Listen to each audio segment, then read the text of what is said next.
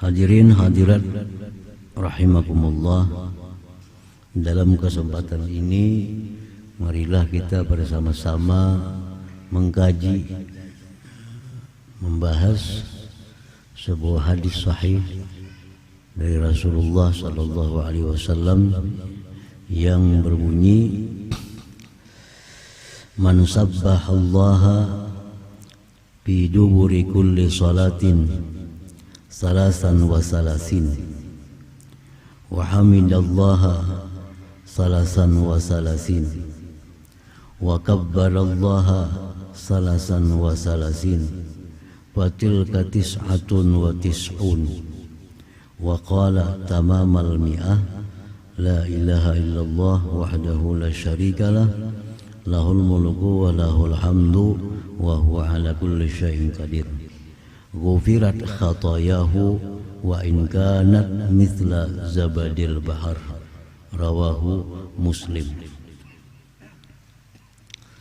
Rasulullah sallallahu alaihi wasallam bersabda, barang siapa bertasbih kepada Allah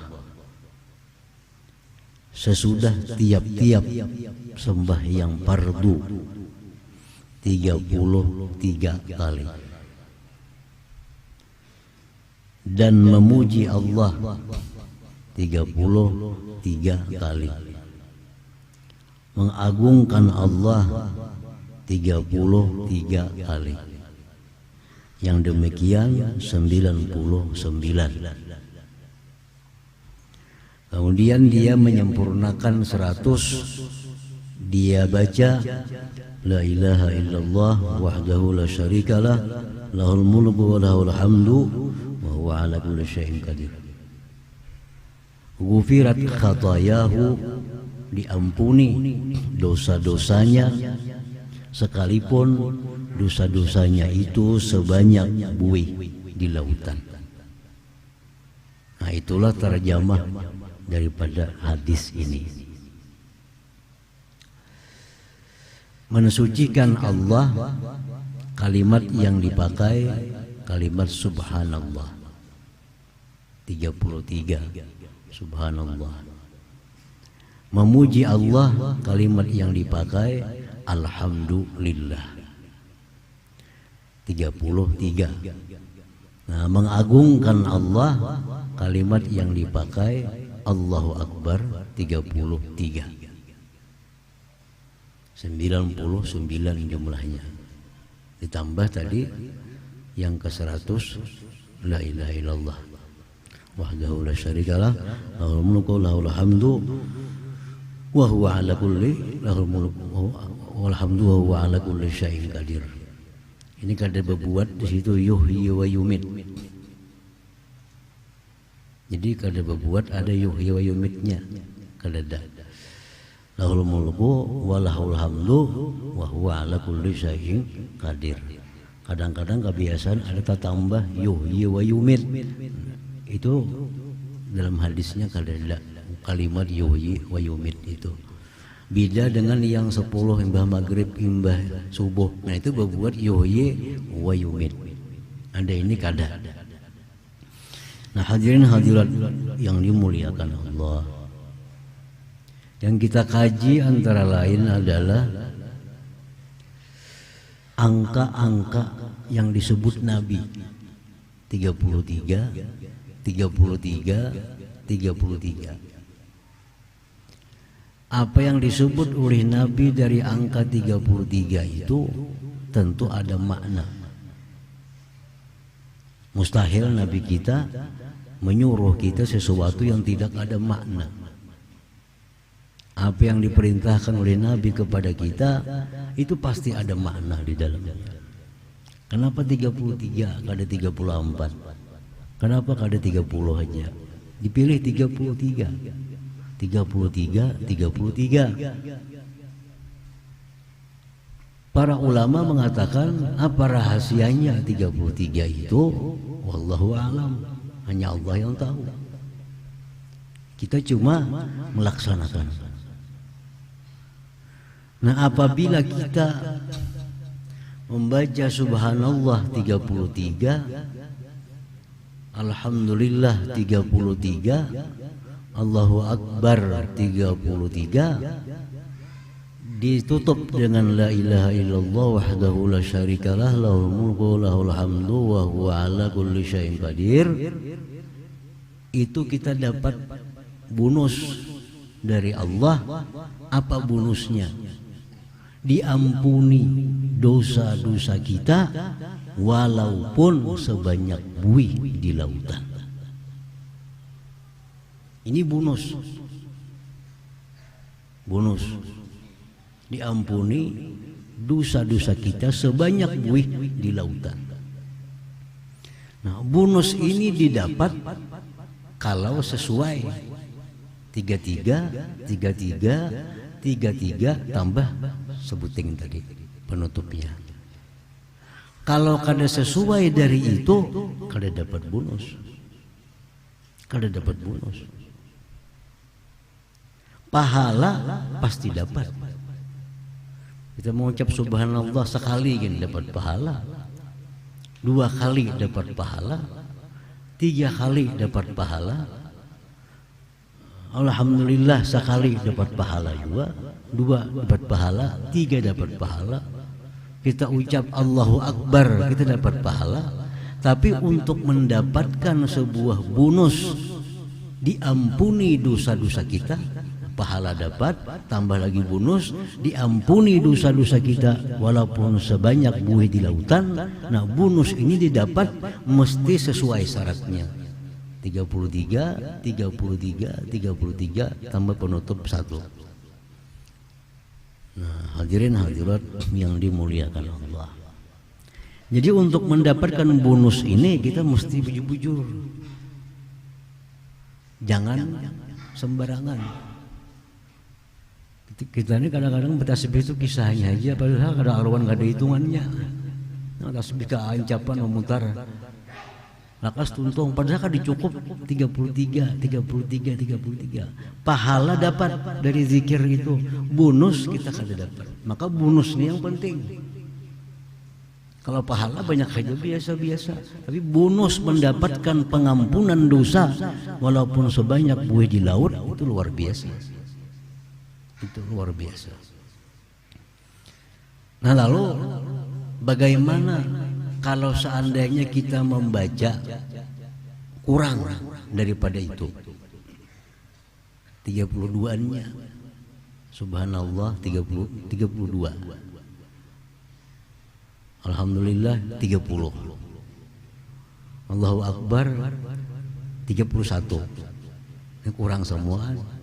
Ini sepakat ulama, pahala dapat, bonus kada dapat. Pahala dapat, tapi bonus pengampunan dosa itu kada dapat. Karena kurang. Karena kurang.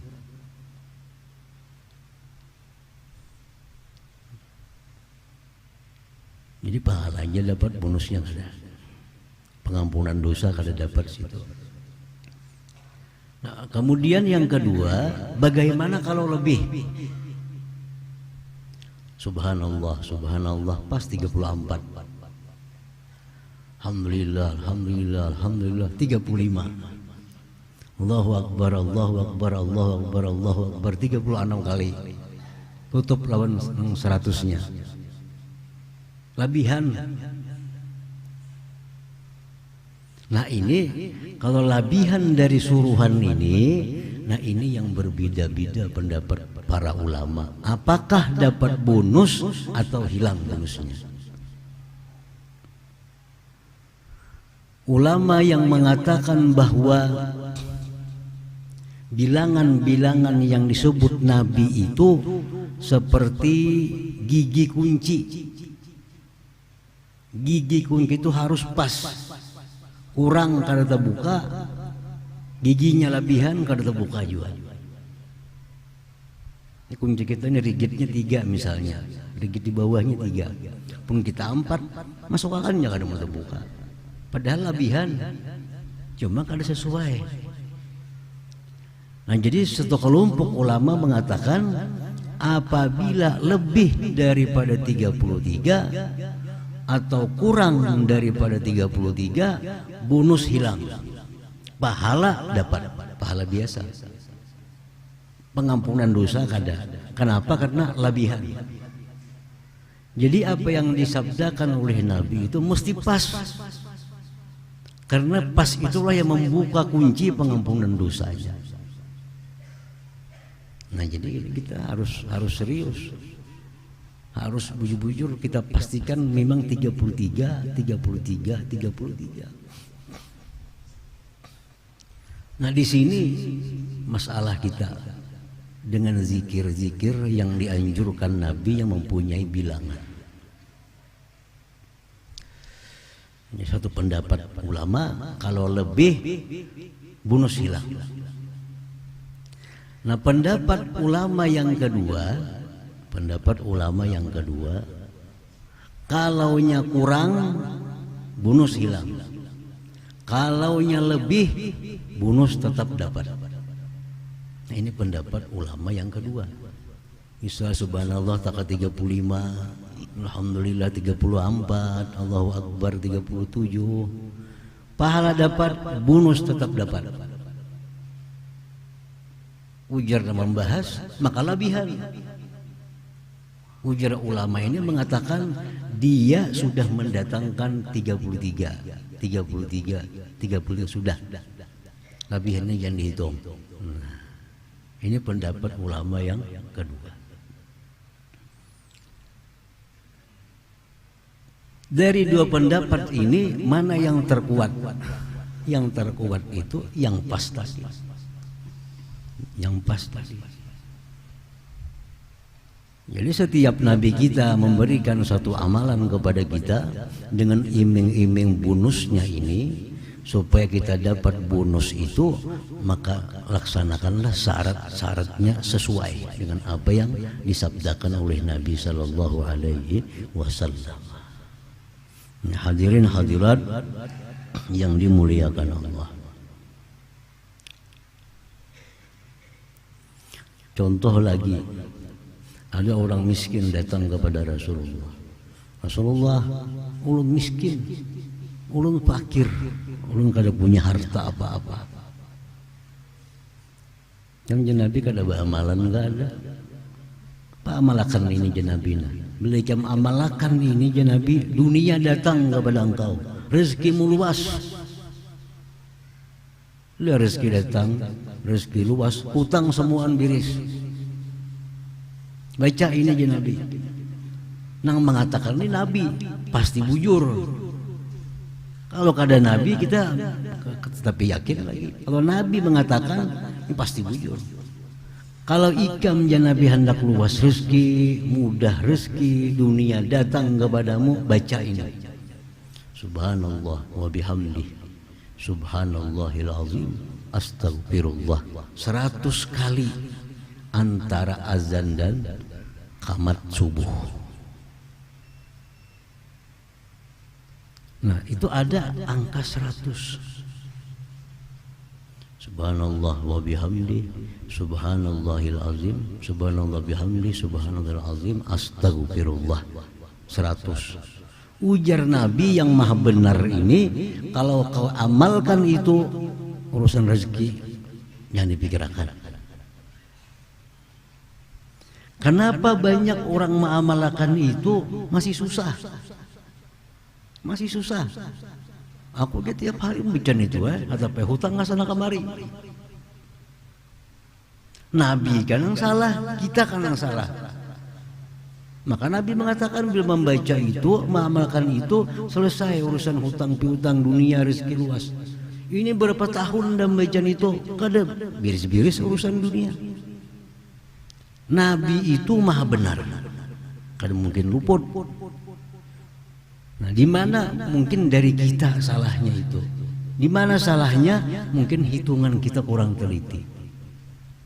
Nah, kita kurang teliti. Jadi kita mesti bujur-bujur kalau hendak mendapatkan bonus. Itu kan bonus. Kita baca subhanallah wa bihamdi, subhanallahil azim, astagfirullah sekali dapat pahala.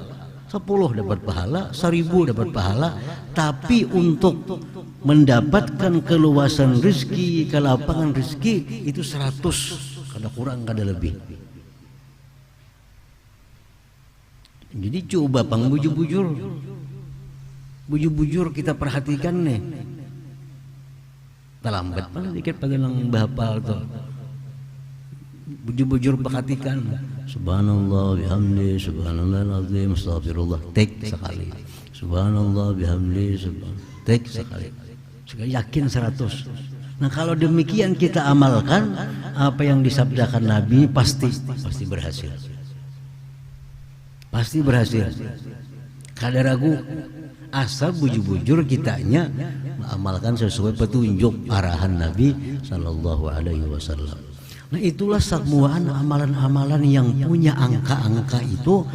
Kenapa kada berhasil? Karena selisih di angka nih, sehingga kada muta buka. Nah, kita berpercaya lawan tasbih. Kadang-kadang tangan terlambat, mulut terancap. Kadang-kadang tangan terancap, bacaan tegimit, lalu teman tuntung. Subhanallah, subhanallah, subhanallah, subhanallah, tuntung. Sampai sudah kalah tunggulannya 33, sampai tunggulan sini 33. Padahal ada sampai paling 30, bisa 25. Kenapa kalajuan tangan? Amun macam ini cara amalan apa aja kalau dapat bonus. Hingga kada mau kabul ya amalan, masa orang ada bujur-bujur angkanya itu nah.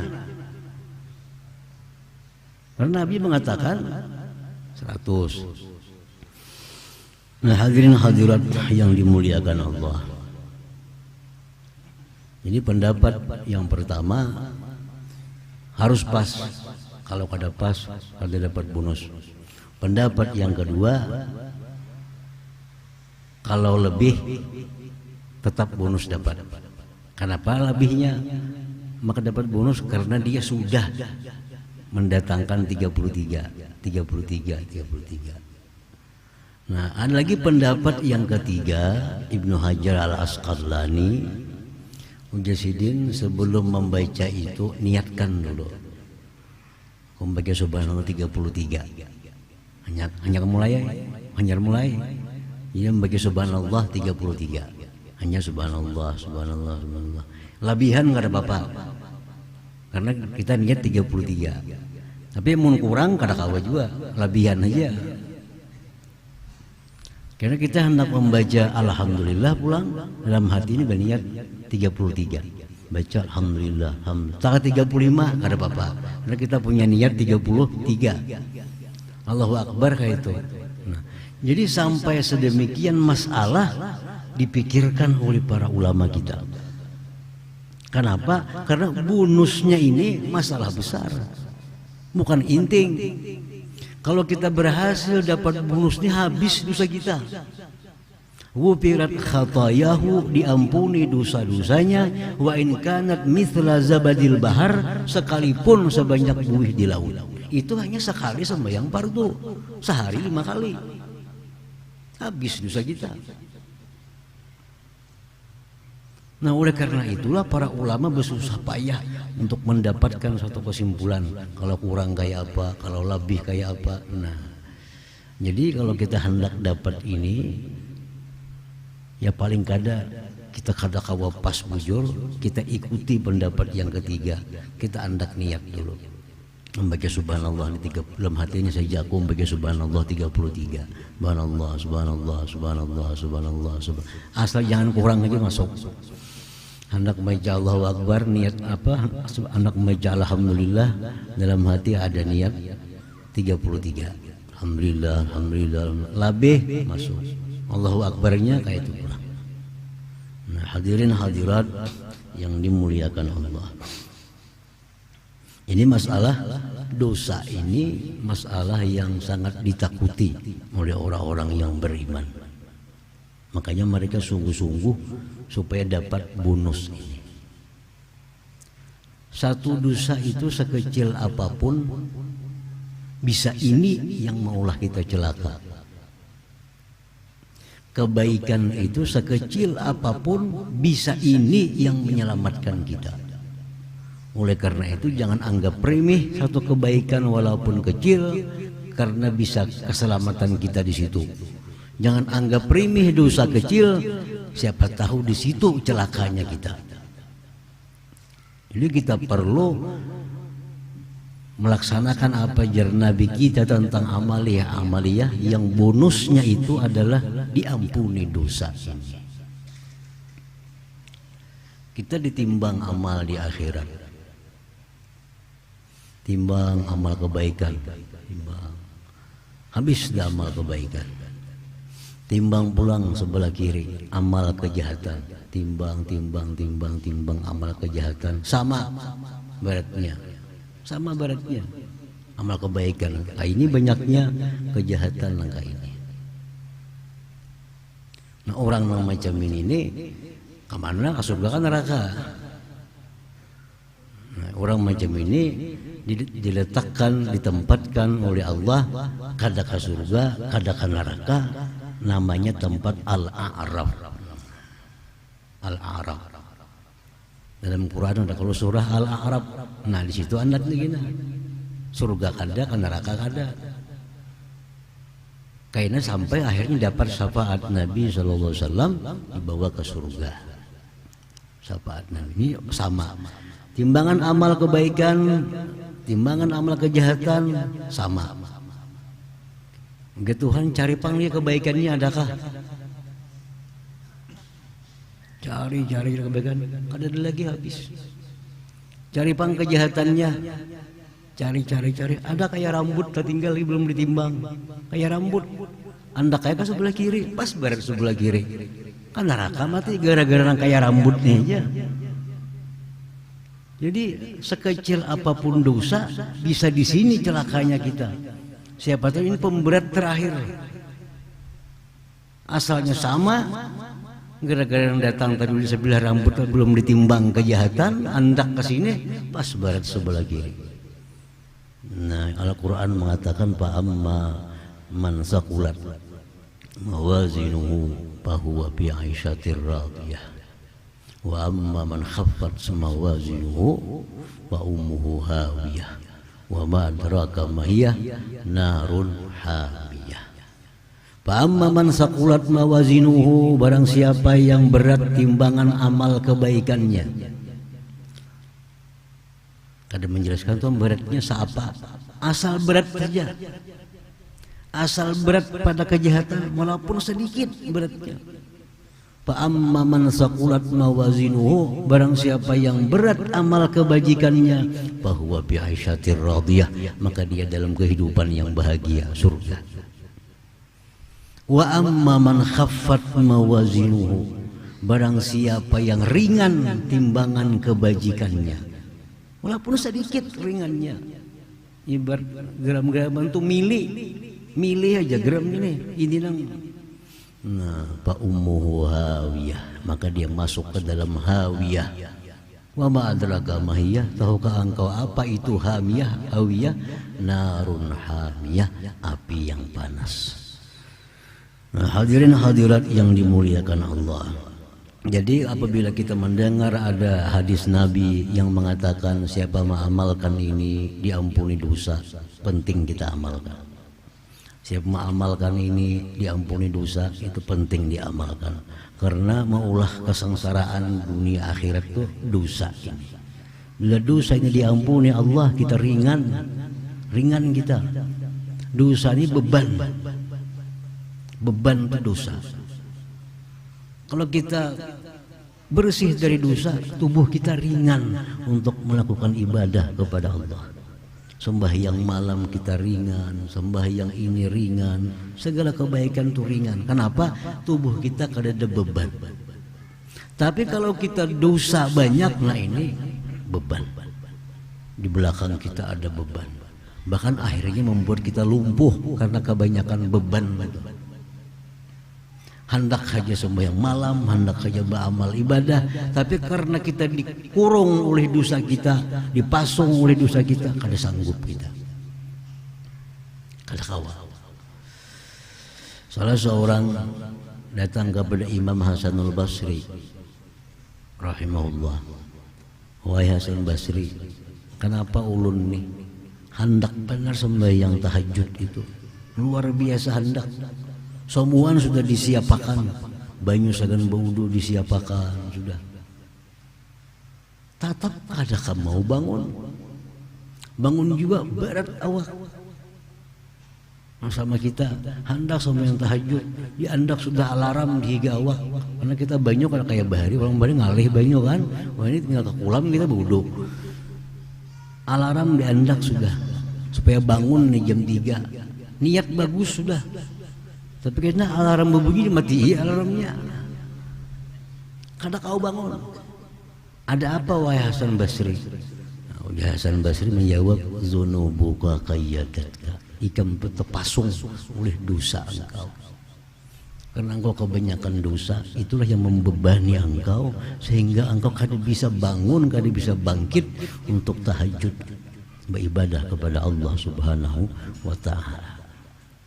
Hadirin hadirat yang dimuliakan Allah.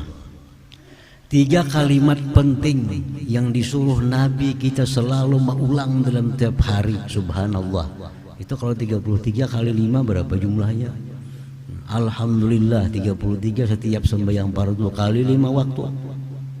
Allahu Akbar. Ini kalimat subhanallah, kalimat alhamdulillah, kalimat Allahu Akbar. Ini kalau kita ulang-ulang itu akan memberikan barakah, akan memberikan ipik kekuatan batin kita terhadap hubungan kita dengan Allah Subhanahu wa taala. Makanya Nabi kadang menyuruh la ilaha illallah, kadang menyuruh lain, tapi yang disuruh Nabi sembahyang itu subhanallah 33, alhamdulillah 33, Allahu Akbar 33. Karena 3 kalimat ini sangat berpengaruh dalam membentuk batin kita, hubungan kita dengan Allah Subhanahu wa taala. Nah, subhanallah. Subhanallah itu apa artinya? Bara'atu zatihi wa sifatihi wa asma'ihi wa af'alihi an kulli naqsin wa aibin. Subhanallah itu artinya aku sucikan Allah, baik zatnya, baik sifatnya, baik namanya, baik perbuatannya. Aku sucikan Allah dari tiap-tiap aib, cacat dan segala kekurangan. Sekali kita ucap subhanallah jar kita, itu artinya apa? Aku sucikan Allah, zatnya, sifatnya, asma'nya, perbuatan af'alnya, aku sucikan semuanya dari segala bentuk kekurangan dan cedera atau aib. Nah, itu ungkapan kita subhanallah. Subhanallah, subhanallah, subhanallah. Artinya aku sucikan Allah, zatnya, daripada kekurangan. Aku sucikan sifat Allah daripada segala kekurangan. Aku sucikan nama Allah dari segala kekurangan. Aku sucikan af'al Allah daripada segala kekurangan. Apa kita sucikan perbuatan Tuhan dari kekurangan? Kita sucikan perbuatan Tuhan daripada zalim. Kita sucikan perbuatan Tuhan dari sia-sia. Kita sucikan perbuatan Tuhan dari yang tidak bermakna. Artinya seluruh perbuatan Allah itu pasti ada rahasia, pasti ada makna, pasti ada hikmah di dalamnya. Nah, itu hanya ungkapan subhanallah. Begitu luas yang terkandung dalam subhanallah. Itu yang disuruh Nabi kita baca. Subhanallah, subhanallah, subhanallah. Burung ulahan Tuhan, uduk ulahan Tuhan, cacing ulahan Tuhan, semua hiawan ulahan Tuhan. Allah maulah uduk, maulah nyamuk, itu pasti ada makna di dalamnya, pasti ada hikmah yang tersimpan di dalamnya. Kenapa? Karena kita mensucikan Allah dari segala sesuatu yang sia-sia dari perbuatan Allah Subhanahu wa ta'ala. Pasti ada rahasia. Apapun yang kita lihat, apapun yang kita dengar dari kejadian alam semesta ini, ciptaan Allah, dalamnya pasti ada rahasia, pasti ada hikmah. Nah itu subhanallah. Jadi orang yang bujur-bujur membaca subhanallah, subhanallah, subhanallah, subhanallah, subhanallah sampai menyatu dalam dirinya apa yang dia lihat dari alam semesta ini, dia ingat bahwa itu ciptaan Allah yang pasti mengandung makna di dalamnya, pasti mengandung hikmah di dalamnya.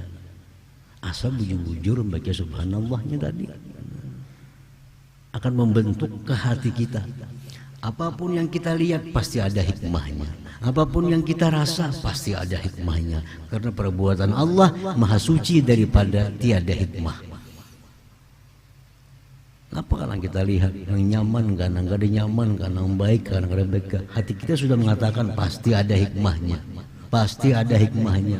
Kenapa? Karena kita sudah menjadi darah daging. Subhanallah, subhanallah, subhanallah, subhanallah itu.